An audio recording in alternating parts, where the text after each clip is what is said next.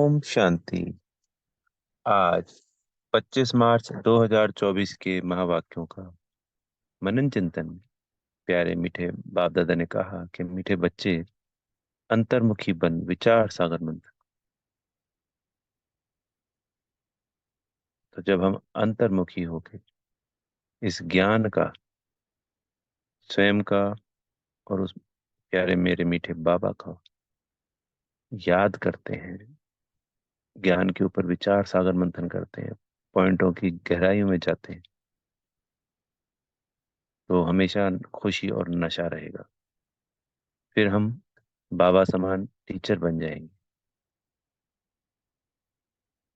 क्योंकि बाबा सिर्फ हम बच्चों के लिए टीचर है। संसार की दूसरी आत्माओं के लिए टीचर हम बच्चों को बनाते हैं बाबा,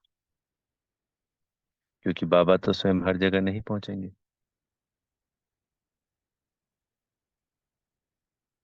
तो हम बच्चों को दिन में अनेकों बार किसी न किसी पॉइंट को लेकर विचार सागर मंथन करना है। आत्मिक स्थिति में स्थित हो, जब हम ऐसा करते हैं तो नए नए गुह्य पॉइंट निकल के आती। बाबा क्या कहना चाह रहे हैं उस पॉइंट के द्वारा, वो हमें समझ में आती।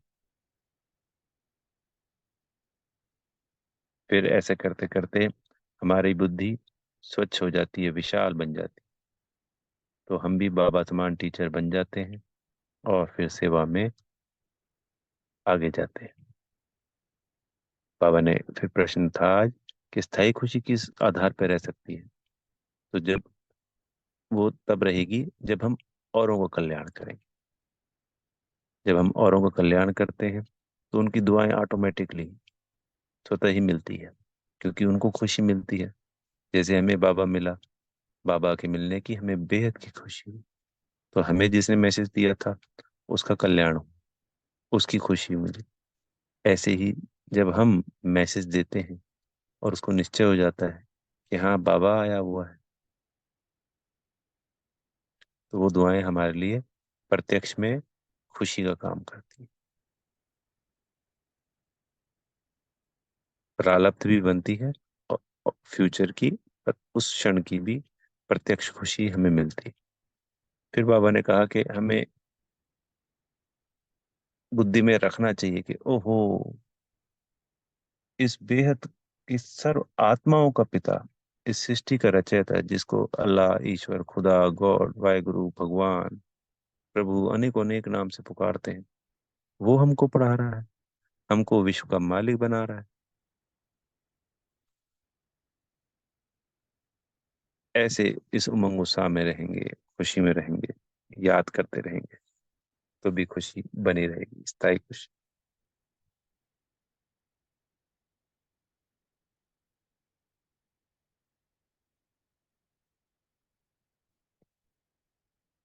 तो आज बाबा ने एक प्रश्न किया कि गुड मॉर्निंग, गुड मॉर्निंग किसने किया? तो बच्चों ने दिया जवाब, शिव बाबा ने। तो बाबा कहते, हर कल्प कल्प मैं इस पुरुषोत्तम संगम युग पे आके अपने बच्चों को पढ़ाता हूँ। बच्चों को पता है कि शिव बाबा इस तन में आया हुआ है, और वही पढ़ाते हैं टीचर बनकर और सदगुरु बनकर गति सदगति करते हैं। सर्व आत्माओं का बाप ज- वो हमारा बाप भी है, टीचर भी है और सदगुरु भी है। ये बात हमें स्वयं को भी दिन में अनेकों बार याद करनी है, और बच्चों को भी ये समझानी देनी है कि जिस प्रभु को, जिस भगवान को, अल्लाह को आप याद करते हैं, वो हम सर्व आत्माओं का पिता होने के साथ साथ हमको रोज पढ़ाता है, विश्व की बादशाही देता है। वो रचयिता है, नई दुनिया का रचयिता है, हमारे नए संस्कारों को रचता है, आत्माओं की रचना नहीं करता है।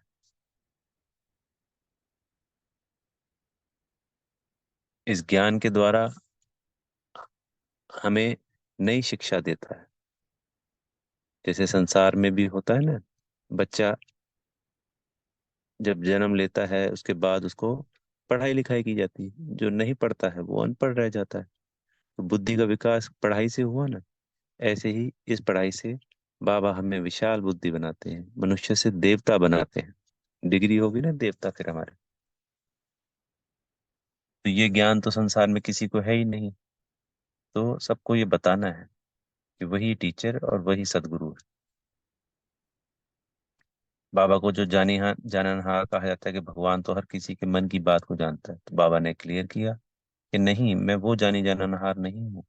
मैं तो सृष्टि के आदि मध्य अंत का राज जानता हूँ और वही तुम बच्चों को बताता हूँ। इसलिए मैं जानी जाननहार हूँ। इसमें उन्होंने ये समझ लिया कि वो तो हर आत्मा के मन की बात को जानता है। तो ऐसा नहीं। फिर शांति के लिए बाबा ने कहा कि संसार की आत्माएं प्रयास कर रही हैं कि संसार में कैसे शांति हो। तो हम बच्चे जानते हैं कि शांति तो दो ही प्रकार की होती है, दो ही जगह होती है। एक शांति धाम जहाँ संपूर्ण साइलेंस होता है, शांति होती है। एक सुख धाम जिसमें सुख और शांति दोनों होती है। बाकी यहाँ पे कोई शांति हो ना सके। तो वो पीस स्थापन करने के लिए कोशिश तो करते हैं, पर ऐसा हो नहीं सकता, क्योंकि वो सिर्फ राम राज्य में हो सकती है। एक धर्म, एक कुल, एक भाषा, सब एक होगा तभी तो शांति होगी। यहाँ तो अनेक अनेक है, तो शांति कैसे हो सकती है।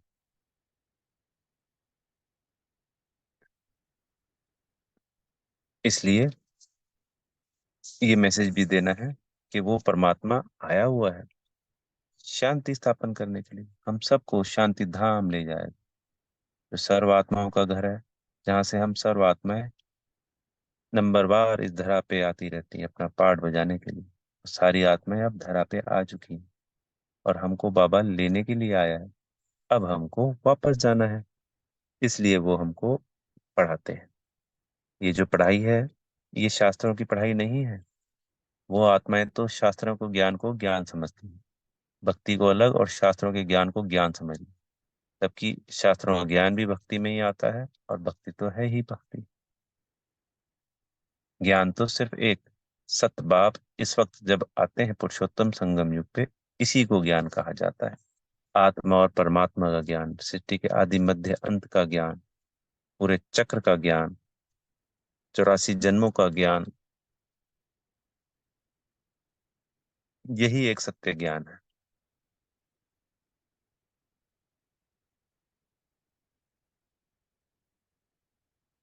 तो इन सब बातों को हम जब जैसे जैसे याद करेंगे, मनन चिंतन करेंगे, तो ये हमारे अंदर समा जाएंगी, और फिर बाबा हमको बाप समान टीचर बनकर हम भी अनेकों की कल्याण कर पाएंगे।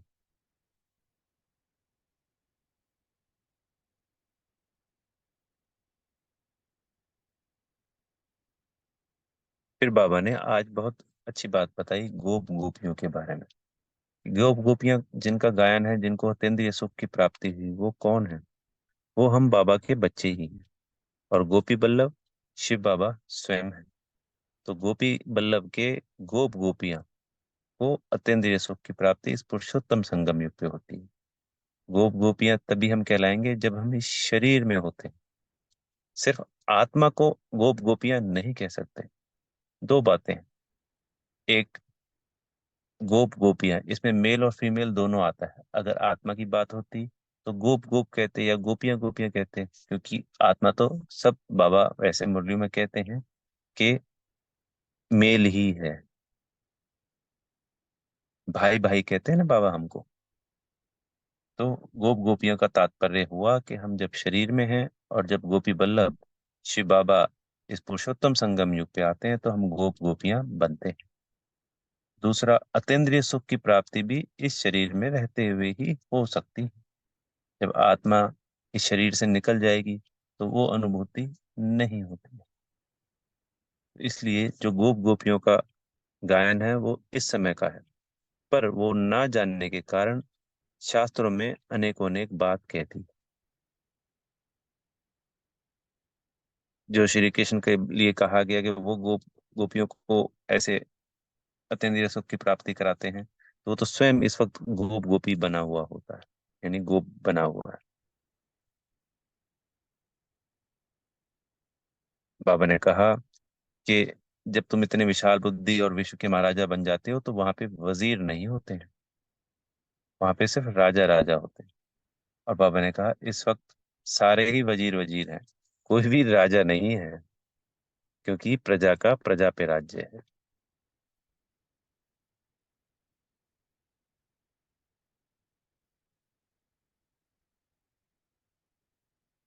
बाबा ने आज फिर कहा कि अपने आप को आत्मा समझ मुझ परमात्मा को याद करोगे तो ही विकर्म विनाश होंगे, और तभी उच्च पद की प्राप्ति होगी। नहीं तो उच्च पद की प्राप्ति हो नहीं सकती, क्योंकि फिर सजाएं खानी पड़ती हैं, क्योंकि विकर्म विनाश नहीं होते हैं। और विकर्म विनाश नहीं होते हैं तो जो पढ़ाई की होती है वो चट हो जाती है, क्योंकि सजाएं खानी पड़ती हैं, तो पद कम हो जाता है। फिर बाबा ने कहा आज कि तुम्हें अपना सब कुछ, तन मन धन, सब कुछ यहाँ डायरेक्ट बाबा को इंश्योर कराना है। भक्ति में हम करते हैं तो एक जन्म की हमें प्रारब्ध मिल जाती है, वो क्षण भंगुर समान है। इस जन्म पूरे जन्म किया, अगले जन्म मिल गई, वो भगवान निमित्त इनडायरेक्ट होता है। और यहाँ पे हम सब कुछ डायरेक्ट कर रहे हैं, तो डायरेक्ट करने के लिए हमें 21 जन्मों का वर्षा परमात्मा देता है। तो जैसे ब्रह्मा बाबा ने पता चला कि संसार का तो विनाश होने वाला है, तो सब कुछ बाबा को अर्पण कर दिया, और सोचा कि इस जब मुझे राजाई मिलने वाली है तो इस गदाई को छोड़ दूं, इस गद्दी को छोड़ दूं, इस व्यापार को छोड़ दूं, और संपूर्ण समर्पण कर विश्व के महाराजा बने। श्री कृष्ण के रूप में, लक्ष्मी नारायण के रूप में अब बनना ही है।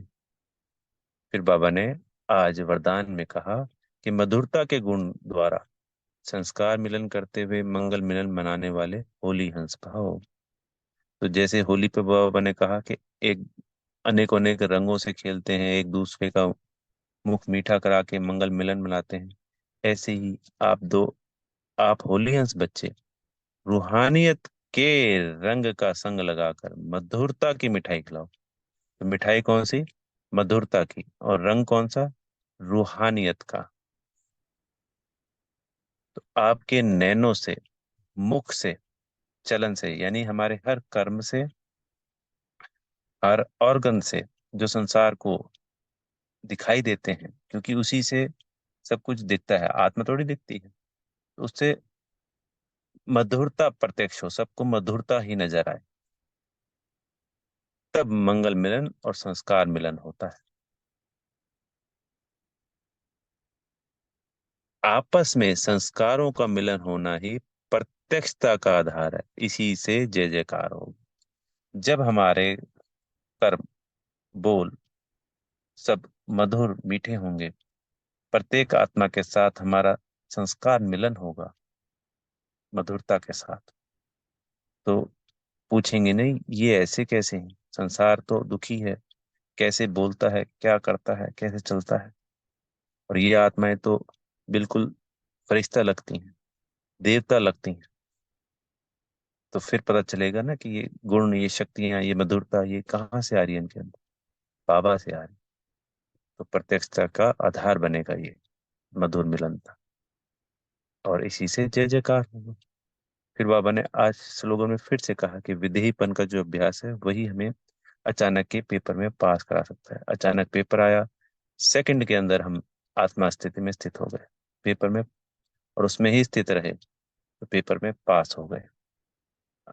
ओम शांति। बेहद का शुक्रिया प्यारे मीठे बाप दादा जी का।